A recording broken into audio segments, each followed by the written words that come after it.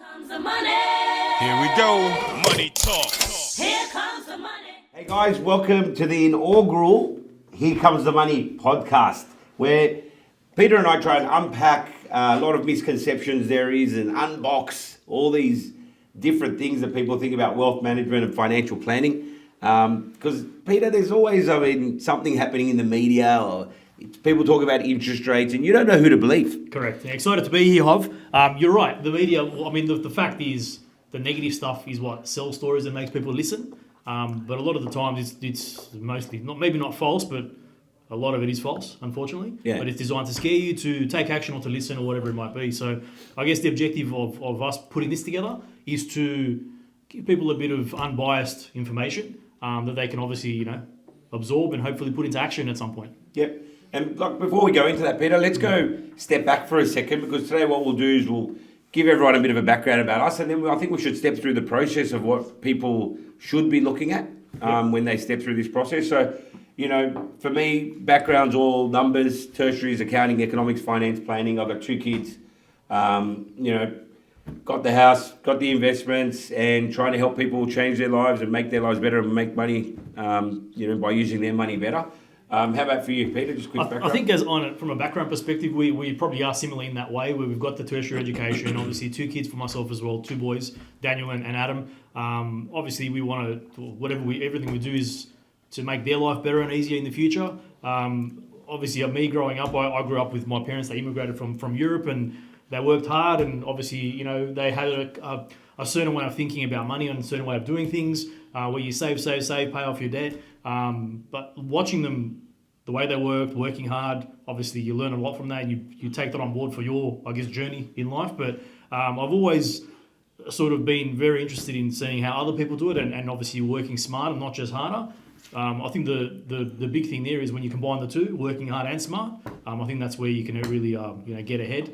And I've tried to apply that in everything we do, and I think Hovig's the same. Yeah, I'm a little bit different. Yeah. My dad's the kind of guy that, again, immigrated from Europe back in the 50s, but decides to go out and borrow $3 million in the 80s and buy himself a shopping centre when he's got 4 kids and the interest rates are going to 20%. So a different risk profile. I don't know how he did it. No education, standard story, left school in year 3. Smart. But risk taker. Yeah. And obviously that's paid off. But I think it's not right to be here or here. Yeah. I think somewhere in the middle where you can be risk averse, be safe, secure, and flexible with what things you do. Because I think we all know that doing nothing is the riskiest thing to do, because you know where you're going to end up. So Hov's the silver spoon guy. I'm not.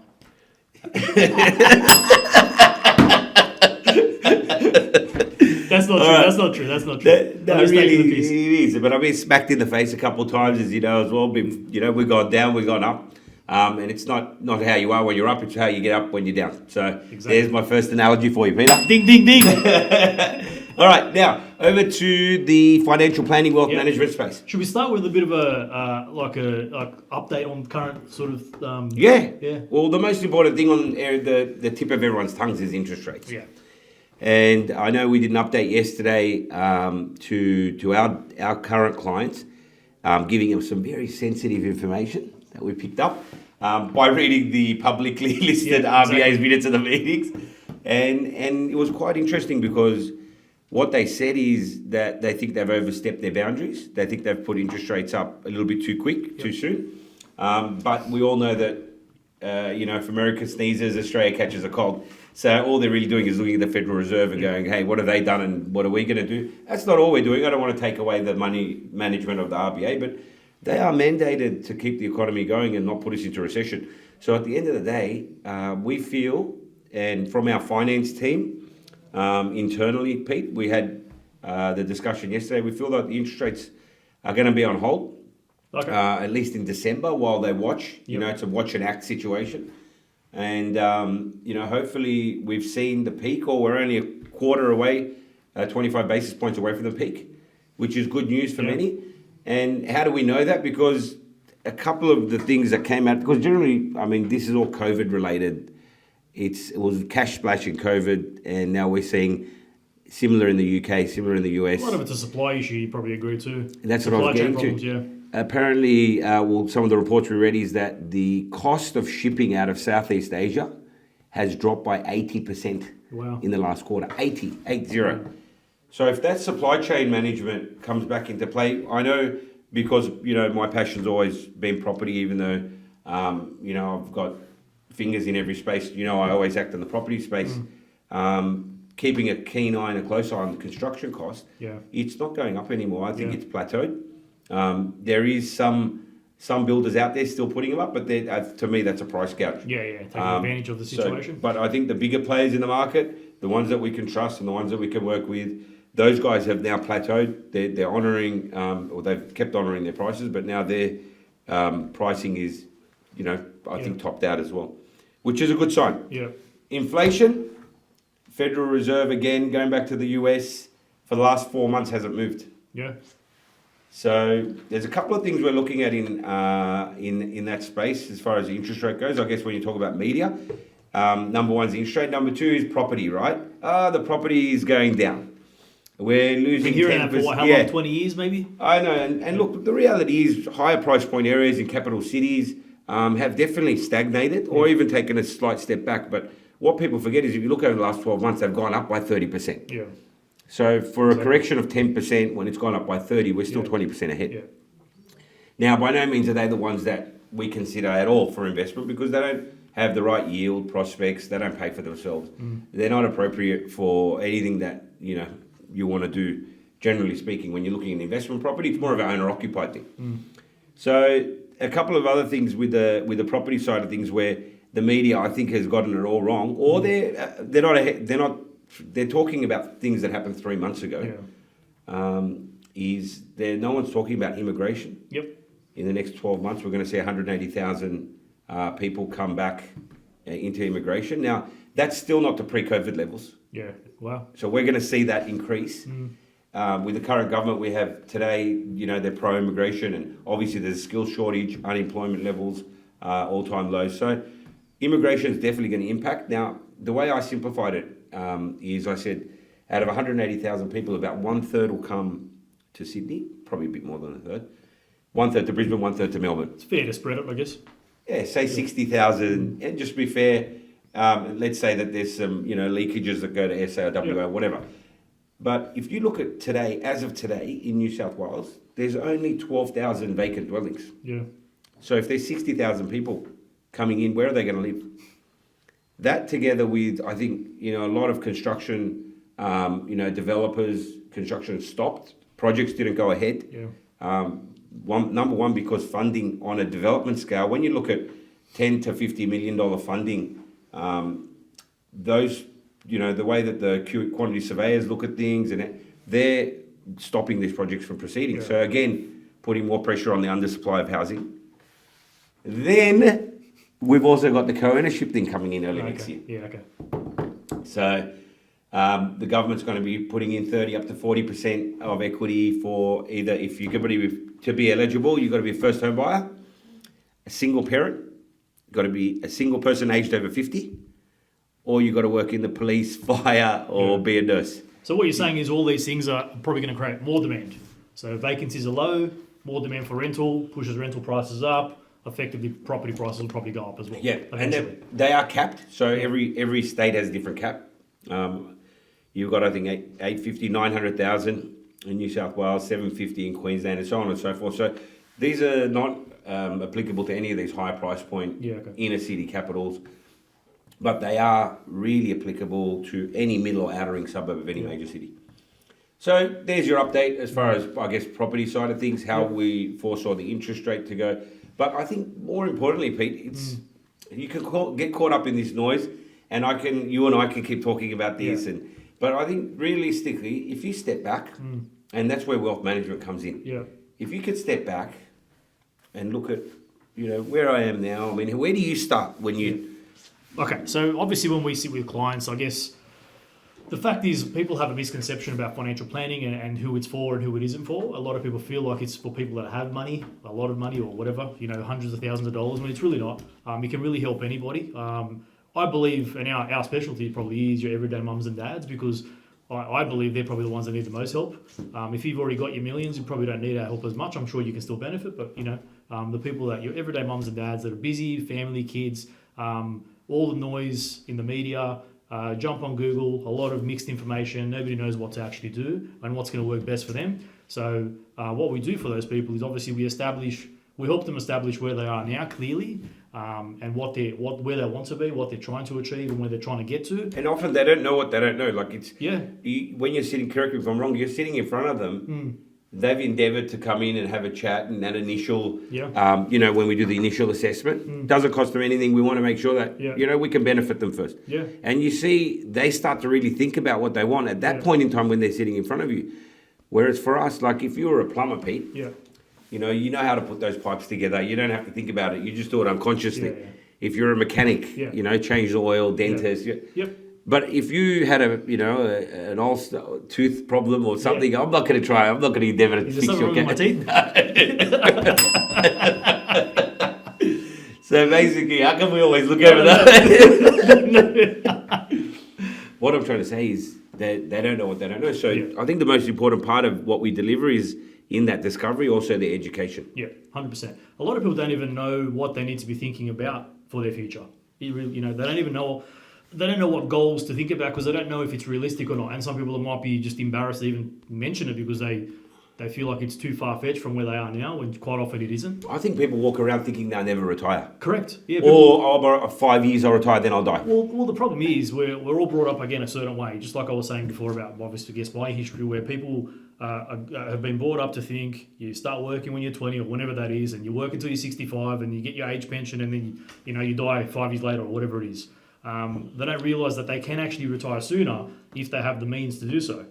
Do you think they just think that sometimes they look in the mirror and they go, do I deserve to retire? A lot of it is mindset. Like, I think what you're talking about is mindset. A lot of it, people believe they need to follow that path because that's the path that's always been around, and people have been sort of brought up to believe that is the path and the only path, when quite often it isn't. Yeah, that money mindset is, I think, a very, very good starting point. 100%. And so now you can start to see the journey that, we take people through.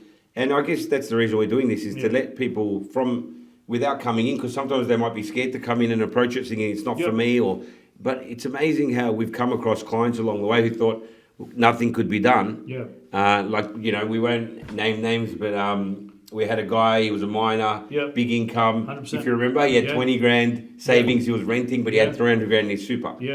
And 3 years on, we've worked out how to get him into the property market in his own name, into the property market with his super fund. 3 years on, he's got 2 properties. I think... It's probably made about 400 or 500. We should get him on the show. Yeah, we should get him on the show. And I think we will. A part of the episodes moving forward, just so everyone else knows as well, we will actually have clients come on as case studies, if you like. I don't know why I'm doing exclamation marks with my fingers when it's radio. It's a podcast, sorry, but anyway. But I guess the objective is, once we know all that about clients, is to help them create some certainty about how they can get to where they want to get to. Yeah. So now you're back in, you're sitting in front of the clients, they're going through this, money mindset, and they start to say, okay, Peter, this is where I want to be. Because my income, I'm used to living on X. And then they go, what do I need? And then how do you tell them, how do you help them? Well, look, a lot of people don't know what they need, how much they need to live on when they retire, because they're used to whatever they're doing at the moment. They pay their mortgage, kids' school fees, whatever it might be. But a lot of people think that they don't probably know how much they're going to need when they stop working.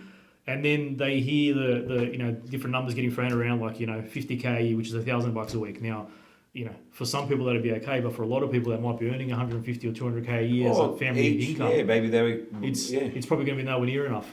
And there's other numbers that get thrown around. I think, is it the superannuation? What is it? The guys that say 63,000 a year. What are they called again? Oh, I know who you're talking about, like the research house. No, it is one of the research houses. So quite often what we do is, if they're not sure how much they need to live on, I have a couple of different ways that I take clients through that. But one simple way is basically just to look at your income, your after-tax income, and just assume that you're going to need about 75% of that. Yep. So you're on 100 grand, you'll probably pay about 20 grand in tax. Yeah. That's 80 grand after-tax income. Yeah. You're probably paying approximately a third of that to your mortgage at the moment. Yeah. and then that brings you down to what, about 50 grand? It's probably a little bit more than that, but roughly, if you're on 100 and you're paying 20,000 in tax, that's 80 grand net. If you say 75% of that, it's probably roughly where you'll need to be for your Because your kids have left home. Yeah. Your mortgage is paid off. Yeah. You don't, and to maintain your current lifestyle. The fact is, some expenses will drop off, some will pick up because you have a lot more time to spend your money. You're on a 24/7 weekend all of a sudden. So now you've had this discussion, and this is going to be different with different people. And that's one thing. I mean, retirement's one thing, but there's other goals we need to assess along the way too. A lot of people come in and say, we want to pay our mortgage off sooner. We need to pay for kids' school fees. The retirement one that you I think that's more front of mind for people that we see generally. I mean, from 25 to 45 or even 50 years old. Yeah. It's all about how do I save tax and how do I pay off my mortgage. 100%. Because when you talk to them about retirement, it's so far away. Yeah. But the fact is, what you're saying there, those two elements, the tax and the mortgage side of things, if you use them correctly, you can help yourself get to your retirement quicker too. Yeah. So that's the important thing to keep in mind. So it's not just about reducing the amount of tax you pay. It's not about that. It's about what it can do for you. The sum of the parts is greater than the whole. Absolutely, that was a ringer. That was a zinger. So once we've gone and established where people sit currently, it's very, very easy because I often say to someone, let's first now we've established what our goals and objectives are. Let's look at what our current ingredients are. Yep. I always use that ingredients Exactly recipe. the same, 100%. And what I'm looking at first is their tax. Yep. So if someone is on, let's say, 80,000 a year, their tax is, I think we worked it out the other day, it was like $69 a day or something like that. Approximately about that. But whatever it is, say it's $70 a day. If you're on 80 to 100 grand, imagine getting a $50 note and a $20 note. Hold that in your hand on Monday morning, just throw it in the bin. You wouldn't do it. No. Tuesday, get another 50, another 20, throw it in the bin. Wednesday, another 50, another 20. Whereas people just go through their life doing this and never stop and do anything about it. Now, is it because they don't know they can do anything about it? For a lot of people, I think it is, and part of it might be fear as well. Yeah, because they don't know, okay, what can I do? Well, there's different strategies you can implement to save this tax. There's simple ones, salary sacrifice. Then you get to the more effective and efficient ones, which is geared investments. Yep. And you can talk about self-managed super funds and all that sort of stuff. But I think as soon as you step out of someone's comfort zone, if they don't know, if they're not educated, they don't see the pieces in the puzzle, they're not going to implement it. Well, the fact is, we're not sort of educated like that through our schooling life on all those, the basics of money, if you ask me. For us, it's basic because we do it every day, but it could be basic for everybody if they're actually taught about it early on. You can see the power of it, how it works, and the fact is, if you understand it and you know how it works, you can do it in a lower risk way. It doesn't have to be high risk, basically. So then let's talk about that. If, I've got a million examples in my head of people that have come in and they're just mum and dad, not earning massive bucks, don't have a really huge amount of equity. They've got their house, they've got a mortgage, and we know by extrapolating and forecasting where their superannuation is a best case scenario, we know they're going to end up with $500,000 and a house paid off. At that point in time, they could walk away and do nothing and know where they're going to end up, but they don't. Why do they proceed, Pete? Why do they start implementing stuff? I think once you've shown them what is possible and how little impact it can have, it just shows them that there is a better way, and it creates a bit of certainty for their pathway from where they are to where they want to get to. And that's quite often why they choose to move ahead. And the funny thing is, sort of, you'll see them a year or 2 years later, and you'll have a review meeting, as we do pretty much every year, sometimes every 6 months, and you'll talk about what's happening in the market. And the difference I see from actual clients to people that are before they become clients is the fact that there's not really much or any panic. Oh, they come in, they're relaxed, the shoulders are down. So the media could be talking whatever they want to talk about, and trying to scare the hell out of everybody. But you can hear it in their voice, and you can see from what they're doing that they're not concerned about it. Because in regards to their property portfolio, be in regards to their superannuation, property portfolio, share portfolio, whatever it might be. They're not overly concerned because they know that it's all long-term stuff. And I know everyone talks about long-term stuff, but I mean, there's no short-term, get rich. But you said something very interesting. Why people put it in place is because they sort of understand that it can be done with little impact. Little impact. And when you're talking about little impact, it's to their cash flow. Because if I've got mum and dad, 2 kids, working 7 days or 5 days a week, The only real time I've got to myself is Yep. on the weekend where I spend time. I don't have time to Yep. do anything, nor do I have any extra dollars to put Yep. into anything. Yep. They often think, because I'm doing this geared investment or something, I need to fork out hundreds of dollars a week that I don't have. Yep. Whereas the reality is, Pete, we're doing it in a way. Little impacts. When you structure it, when you structure it appropriately, you're using their current income they've got now. Yep. Nothing's changed. Yep. And you're chucking in $7,000, $8,000, $9,000 of tax that they've tapped into that they never had before to help fund that whole thing. And then use the surplus income to pay them primary debt off quicker. And something you said there is key. The cash flow obviously is key.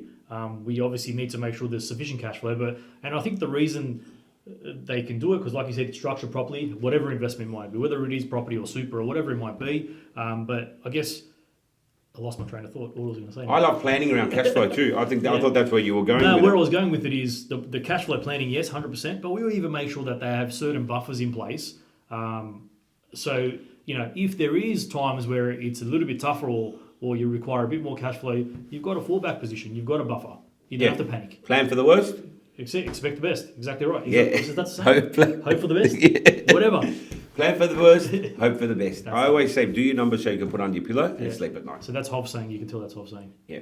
Hit that bell. Hit that bell. So once we show someone, and I was coming back to what you were saying about cash flow, I love banking on cash flow because it's something I know. Yeah. I hate it's the most relying on things we don't know. I love relying on stuff that we know.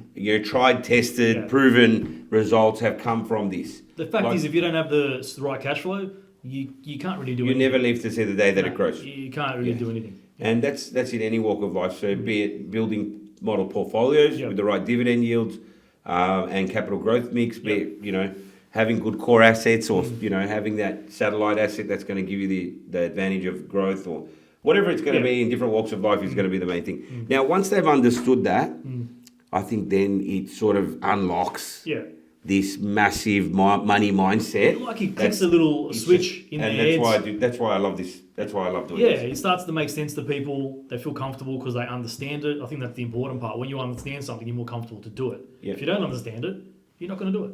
Yeah. And when we sit with clients, we're not there to try and scare them into doing anything because that doesn't work. Quite often, if you scare someone, they kind of run the other way. We're going to deep dive into specific scenarios like this with the actual clients. Yeah. So for sure. So our viewers and listeners can and firsthand see, walk in those shoes and see what they went through, because I think that helps a lot. Yeah. If you can see somebody else has done it, it's like if they can do it, I can do it. Yeah.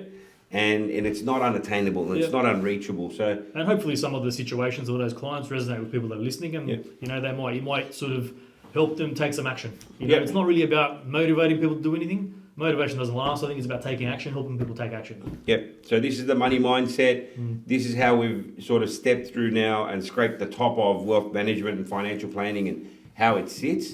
I think we're going to go into doing some questions from our mailbox. People are going to throw in some questions at us. We'll put that into the next episode. Yep. What else, Peter? Some real life examples, getting clients to have a chat. The case studies, examples, like you said. I think even just trying to tell people about different strategies that are out there, hints and tips.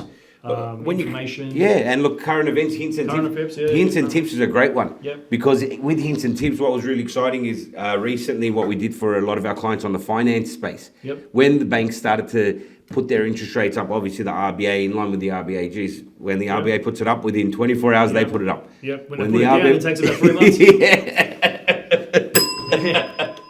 So, but what we did... The banks ring the bell when that happens too. Yeah. What we did was, I'm not going to say it was a bit cheeky, but it was very effective with that retention team avenue that we took through the major lenders, how we got our clients. We went over to the bank that they were currently with.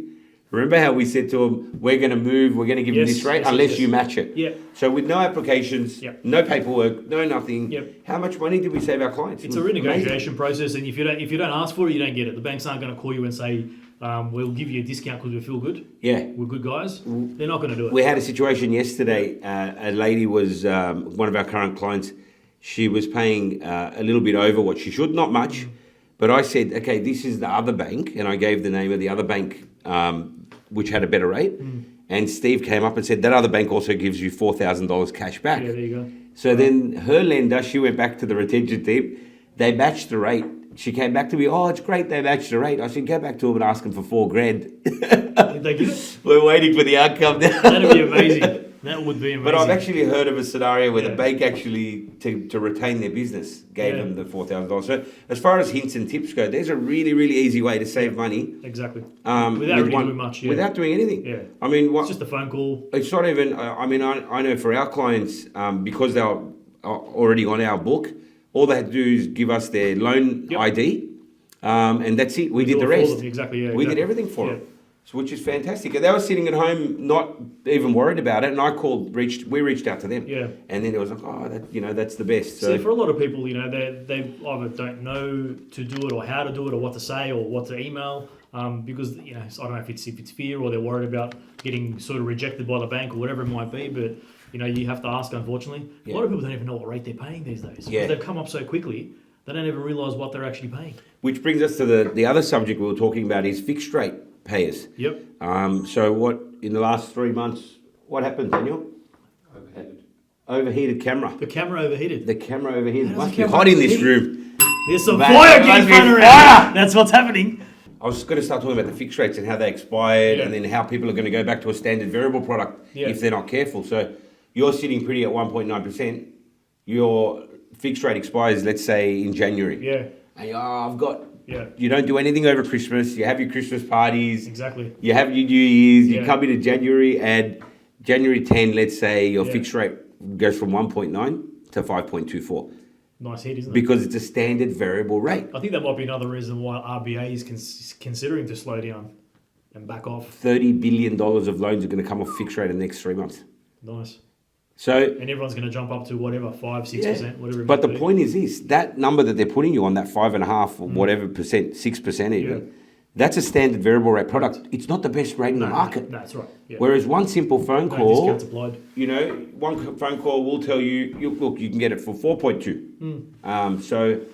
And we'll quickly implement, but we can't implement that. You've got to give it 5 days, 10 Yeah. days. So, Yeah. and in reality, it's usually a few weeks. You've got to get your docs together, pick the right lender, get the loan application in, get it approved, get Yeah. it settled. It's a 4 to 6 week process. Yeah. So What about our broker, Steve, when he was talking about mortgage prisoner with people where their serviceability with rates going up may not be enough you may need to renegotiate. Who knows? So look, that was a great chat today, Pete. I'm really happy with this. I'm looking forward to many more episodes. Yeah, That was good. we'll go and we'll also take. I think we'll take some comments from everyone, questions, comments, because I like the hints and tips Yeah. today. Tell us what That you was want to hear really- about. Tell us what you want to know about information-wise, unbiased opinions, whatever you want to call it. Tell us what you want to know. Thanks for joining us on Here Comes the Money. We'll see you again soon.